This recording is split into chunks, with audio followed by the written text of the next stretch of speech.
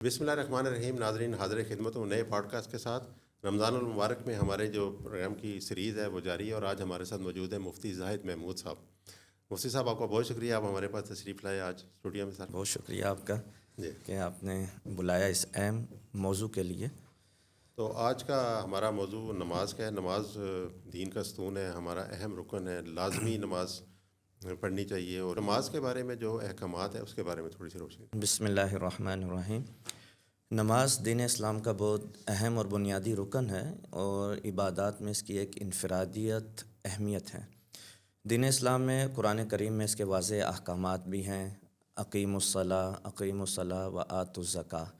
اسی طرح اسلام کی جو بنیادی رکن جس کو قرار دیا گیا ہے، اس میں پہلا رکن نماز کو قرار دیا گیا، اور اس کے بہت سے اہمیت بتانے کے لیے نبی علیہ الصلاۃ والسلام نے یہ بھی بیان فرمایا کہ مومن اور کافر میں بنیادی فرق جو ہے وہ نماز ہے۔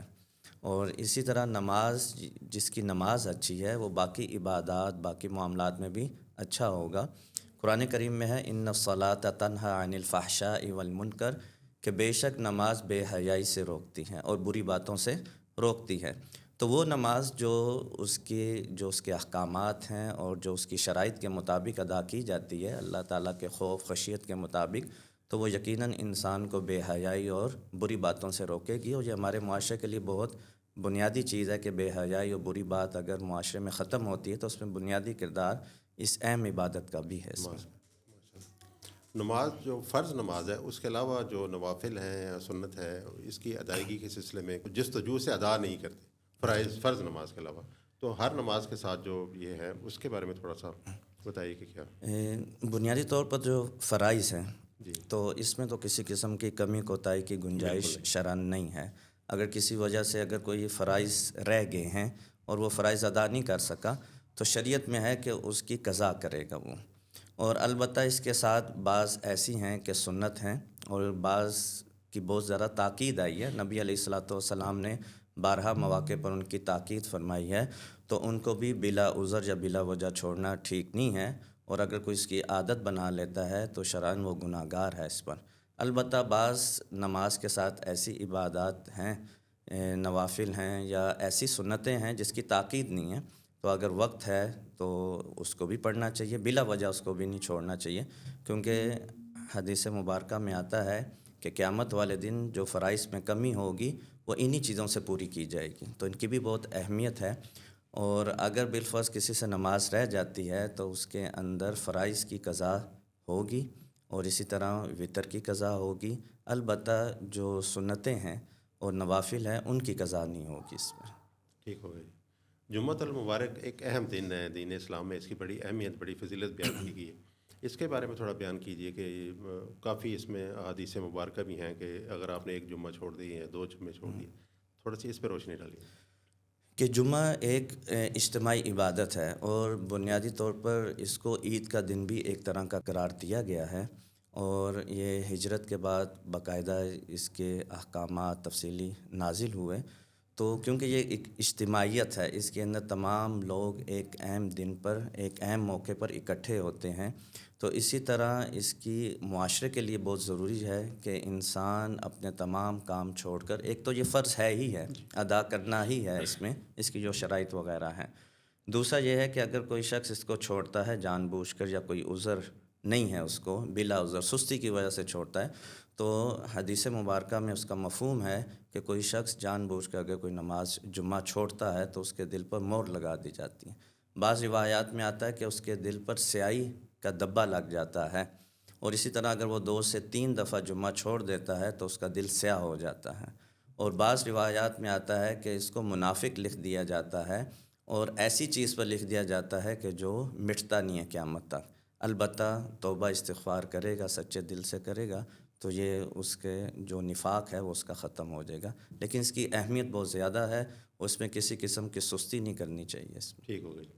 جمعے والے دن اکثر لوگ فرض نماز پڑھنے کے بعد جلدی مسجد چھوڑ دیتے ہیں اور سنتیں پوری ادا نہیں کرتے ہیں، ان کو معلوم نہیں یا جلدی کرتے ہیں. اس کے بارے میں احکامات ذرا بتائیے کہ نماز جمعے کی مکمل نماز کے بارے میں. اس میں بنیادی طور پر یہ ہے کہ عام طور پر بہتر تو یہی ہوتا ہے کہ فرض تو مساجد میں ادا کیے جائیں اور سنتیں گھر میں ادا کیے جائیں، لیکن عموماً لوگ کاروبار سے یا اپنی نوکری وغیرہ جاب سے آتے ہیں جمعے کے لیے، تو عموماً وہ فرض نماز پڑھ کر ایسا نہیں ہوتا کہ وہ جا کر اپنی جگہ پر سنتیں ادا کریں گے، بلکہ یہ ہوتا ہے کہ وہ سمجھتے ہیں کہ بس ہم نے فرائض ادا کر لی، ہمارا جمعہ پورا ادا ہو گیا، جی حالانکہ اس سے پہلے کی سنتیں ہیں، پھر اس کی بعد کی سنتیں ہیں، تو ان کا ادا کرنا ضروری ہے۔ وہ سنتیں موقدہ ہیں، 4 پہلے ہیں، اسی طرح فرض کے بعد 2 سنتیں ہیں، 4 چار ہیں، اس کے بعد نوافل ہیں، وہ جتنے چاہے پڑھ سکتا ہے، اس میں اس کو اختیار ہے اس پہ، لیکن بنیادی طور پر یہ 10 رکعت پڑھنا اس کے لیے لازمی بہت ضروری ہو جاتا ہے اس میں۔ ضروری ہے، بالکل ٹھیک ہو گیا۔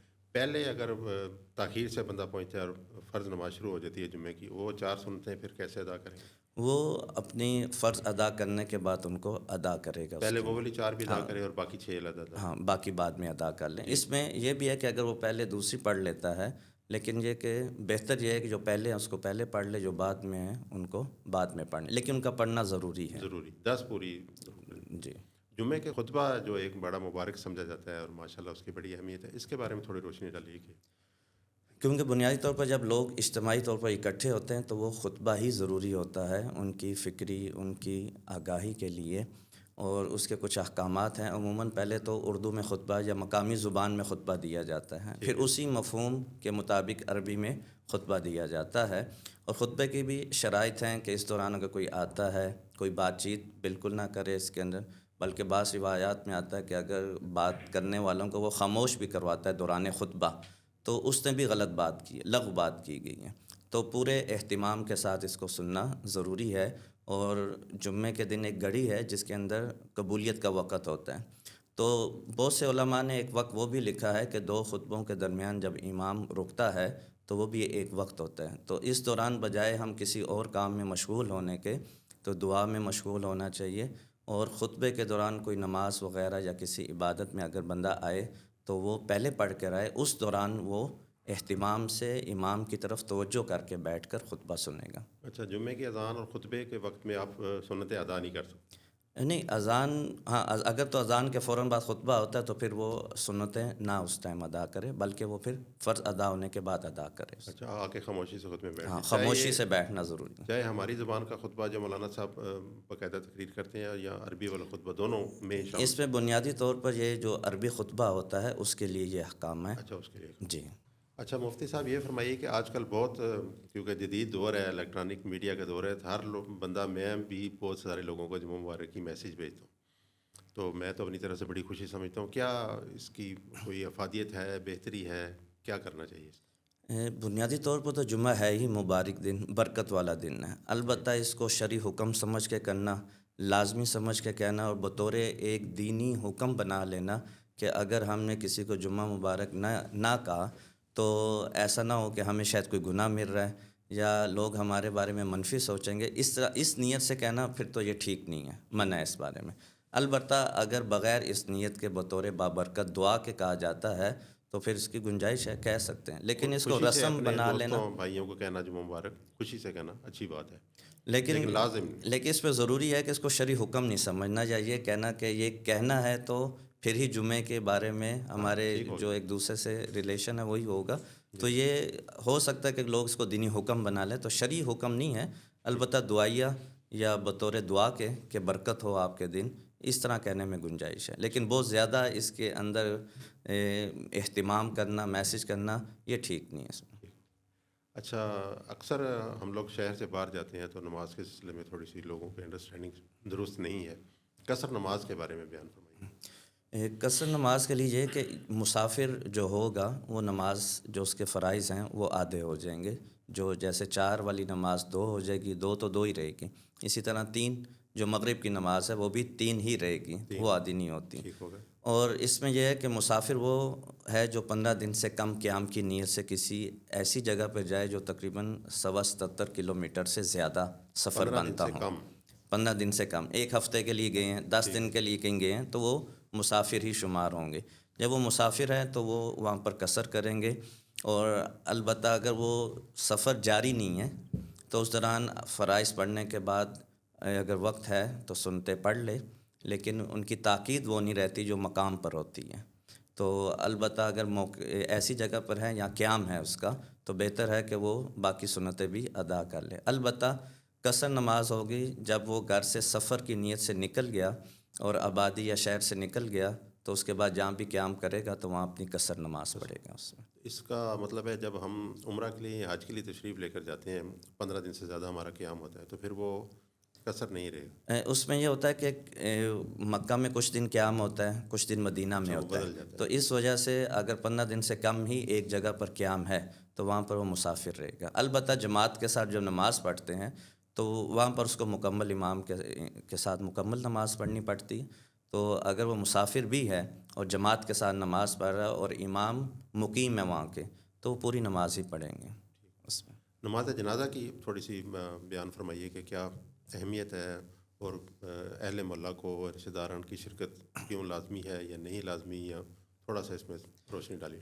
نماز جنازہ بنیادی طور پر فرض کفایہ ہے، یعنی اگر کچھ لوگ ادا کر لیں تو ادا ہو جاتی ہے باقی کے ذمے سے۔ البتہ اس میں یہ ہوتا ہے، اس میں رشتے کے اعتبار سے اہمیت بڑھ جاتی ہے تعلق کے اعتبار سے، لیکن اس میں یہ دیکھنا کہ ہم باقی چیزیں چھوڑ چھاڑ کر بہت لمبے سفر کے لیے جنازے میں شریک ہوں یا میت کو بہت زیادہ انتظار کرنا پڑے اس کے لیے۔ شریعت کے اندر یہ ہے کہ میت کے لیے بہت زیادہ انتظار کرنا اور اس کو روکے رکھنا یہ بہتر نہیں ہے اس میں۔